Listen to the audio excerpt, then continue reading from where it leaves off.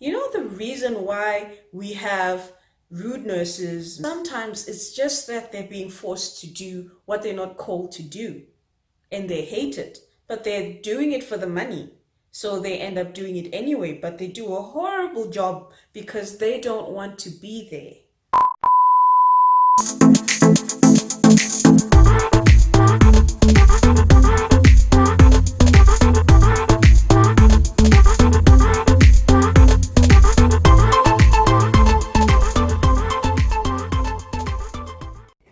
Hello, everybody. It's Nyarai. I'm back again with another inspo video. I'm really starting to enjoy this. I love sharing with people, and I hope this will help someone. Today, here's my message: be you, do you, and don't be sorry. So, what do I mean when I say be you and do you and don't be sorry? I am basically saying that you need to be true to yourself. Be true to what you were meant to be, what you love doing, and be exactly that. Think about it. A lot of people are stuck in career paths they were chosen for by other people simply because they didn't have the guts to be out in the open and say, no, this is exactly what I want to do with my life.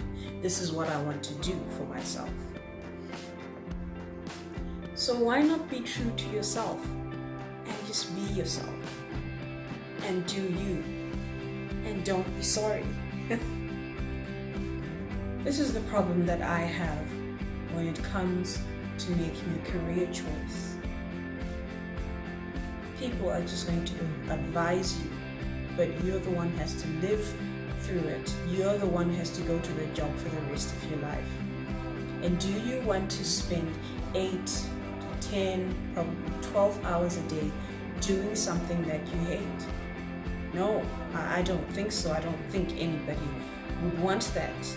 I mean, I know people always say money is important, money matters. Yes, it is important. But how you earn it also matters, you know. Wouldn't you want to be someone who's pursuing their passion? But the reason why we're scared to do that is because perhaps your passion is not really respected by society. You know, I could give arts people as an example. You know, when I was in high school, a lot of people who were gifted in arts were not really taken seriously. You know, people would always say, where are they going to get in life? You know, you still need to concentrate on school and go get a job. But they had different dreams. But when I look now, some of those people that were, you know, mocked in school for being all artsy and not really taking life seriously, some of them have really made it in life. Some of them are doing really well and they're happy. That's the most important thing. They're happy, they love what they do. And I'm sure there are many who never gave their passion a chance because they were told in school, no, you're going to study, you know, you pass your high school, you go to university, and then you go get a job. And that's the end of your story. That's your life story. But what if you want more? And you know that being employed by someone means that you have restrictions, means that you have a time frame, a timeline that you have to follow to get to where you want. It comes from being afraid to be yourself. So if you're someone in that situation, if I had advice for you, I would say, do you, be you, and don't be sorry about it. Don't apologize for being true to yourself. Do you know if you had to ask probably every single person in the arts industry, they would tell you this, that at some point before they were successful and were struggling to come up, people advised them to get a real job. You know, people always say that singing is not a profession, it's not something that a grown man does. Stop this nonsense and go get a job. What's making beats? How are beats going to get you anywhere in life?